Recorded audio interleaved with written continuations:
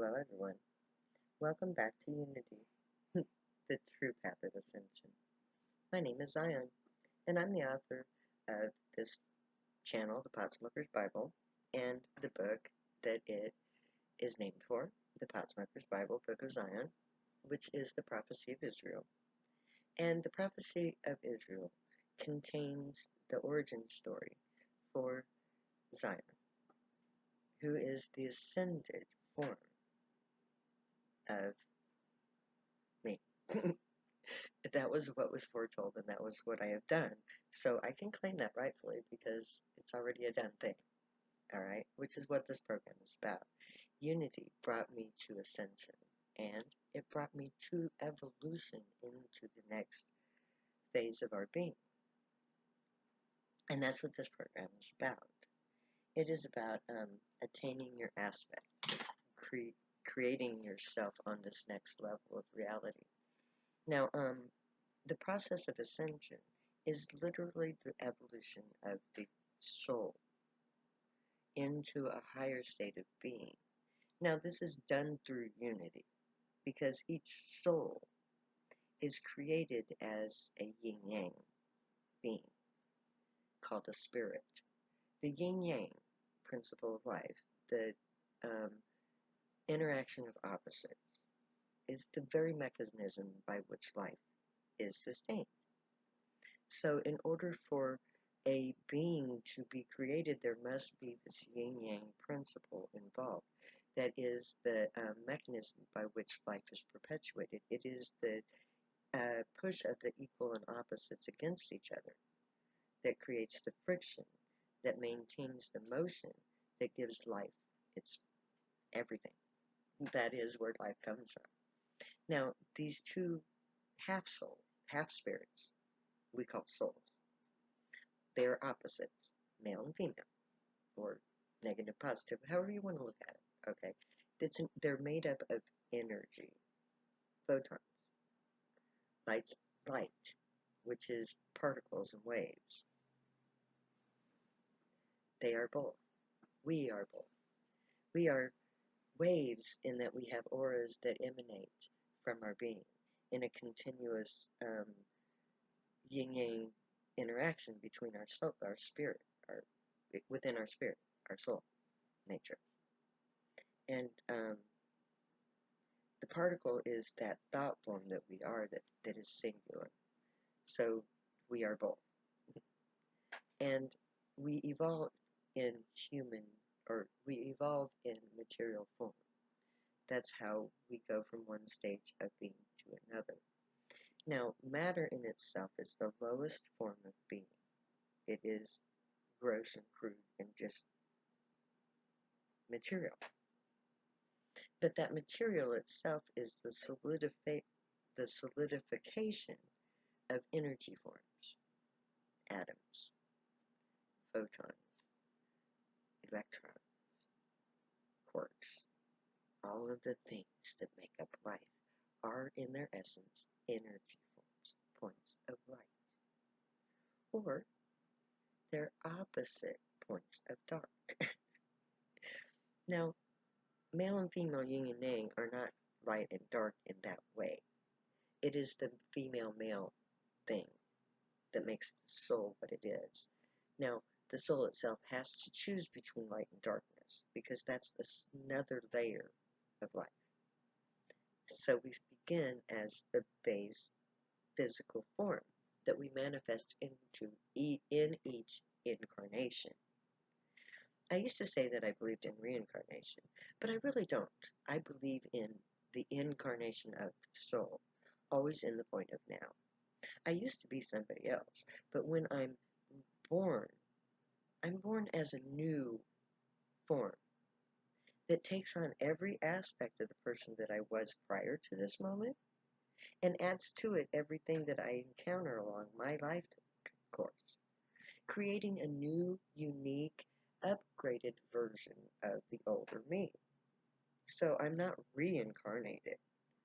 I am continually incarnated again and again in a progression of more knowledgeable, wise going on. Now, what form that wiseness takes is up to the individual. But the point of the lesson is that we are a continuous line of incarnation going from one lifetime to another, and we always contain within our matrix, our spiritual energy matrix, all of the things that we were before. So our being takes on this elongated mirror imagery kind of thing, where the biggest image is my current form. But layered underneath that is who I was in my last lifetime, and layered in that and deep, deep into my soul, going back to the birth of my soul. And at that point, there's that other soul that was involved. And if you look at the span of my lifespan, you will see that periodically me and that other soul have come together again and again and again. And each time we have come together, we have morphed into a new form, spiritually. So we're on a physical journey from one life to another, one lifetime to another, evolving, periodically encountering our soul's true mate in order to readjust our energy fields, incorporate knowledge, and advance into the next phase of being, so that we morphed from amoeba to rat, from rat to cat, from cat to horse, from horse to cat to human, from human to his stag aspect and my unicorn aspect, which is the next evolution in the soul. So, beings that we two, my beloved and I, who is not yet with me, um, because the two of us have both now evolved into our higher aspect, we have opened the way. Now, men, for the whole entire lifespan of this society, have had an open doorway to ascend. Woe to them, because they did not ascend in unity, and their ascension created the world that we live in. Now, prior to when he evolved into his stag form, I reached the cusp of my evolution too, but was held back because of my wickedness. And so I had to move forward through time.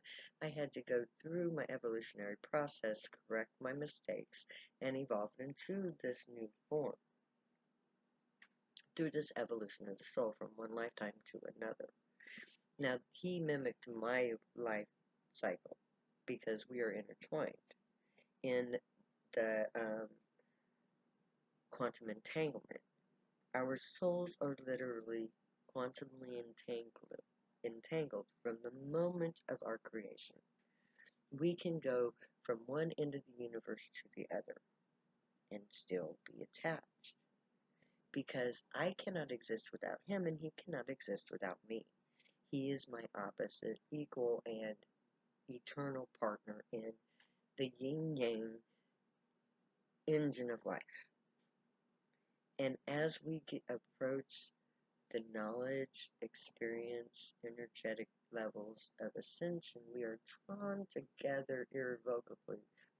Without, we can't help but get back together to merge, because that is how life goes on. We have to reignite our engine and come back, because it is an eternal expansion, contraction, expansion, contraction. We come apart, we go together, we come together, we go apart, we come together, we go apart. It's this constant going back and forth that creates the energy that pumps life, and that life just grows and morphs and becomes higher and higher forms until we reach the level of evolution where we morph into a higher level. Our energy fields become so expansive in this environment that we can no longer be contained in this thought form, this reality, So we morph into this higher reality where the energy is higher, where we are morphed into what we are in our hearts. So whatever you embrace and embody in your heart and soul is what you become on your next level. I embraced and embodied the aspects of the unicorn, and therefore I became a unicorn when I got there. Now, I didn't do it on purpose, because when you're on the path of ascension, you do not understand that that is what you're doing. By the time you realize what's happening in your life, and you say, hey, I'm on the path of ascension. I keep going through the same crap all over and over again. And okay, what if I do the opposite of what I normally do? Because normally it sends me right back to this place. And then you take that evolutionary step and you go, okay, this is counterintuitive to what it looks like, but I'm going to go with my gut instinct and I'm going to go with my heart. I'm going to go against the contrary beliefs and and then you take that step. Now, when you both reach that last step where you cannot contain this, where you just are more than what this reality can give you, then you come together. Your energies mix. You come apart as two new entities. You you still have the same thought form. You're still the same person. But contained within you is all of the energy fields and all of the knowledge contained by that other person that you've now integrated into your matrix. And that integration of the energies between the yin and yang breaks that barrier between this reality and the next reality. When you push through that barrier, you take on the aspects of what you have embodied. That means what you have thought, what your thoughts are, what your words are, and what your deeds are, the threefold way. Okay, thoughts, words, and deeds. Let your thoughts be pure, innocent. If you want to be a unicorn, let them be dark, and if you want to be a vampire, let them be all gross and disgusting. Do whatever, become whatever you want, or whatever you are. Okay, so we have this treasure trove of ideological representations in our brains. And what we embrace in our soul, we become through our database of imagery. So if we take on the aspects of a stag, we become a stag. If we take on the aspects of a unicorn, we become a unicorn, which is the case for these two entities that I'm talking about. Now, I'm talking about entities, but they're really not entities because I am the unicorn mate. I emerged as a unicorn onto that higher field, and my mate, I am told, because this is all a thought experiment that I'm dealing with here, according to what I'm told, my mate is the horned god of the Wickaway, the stag. And he embraced all the things of the stag and became the stag. I embraced the unicorn and became the unicorn. But, that is just our aspects. Because we have embraced the ideal of what they represented in our mind. Okay? So, as you approach your divinity, will take on the aspects of what you have become through your evolutionary process. What you embrace as your ideal in that final lifetime will be how you emerge into this higher realm of being, where you will become the aspects that you have taken on.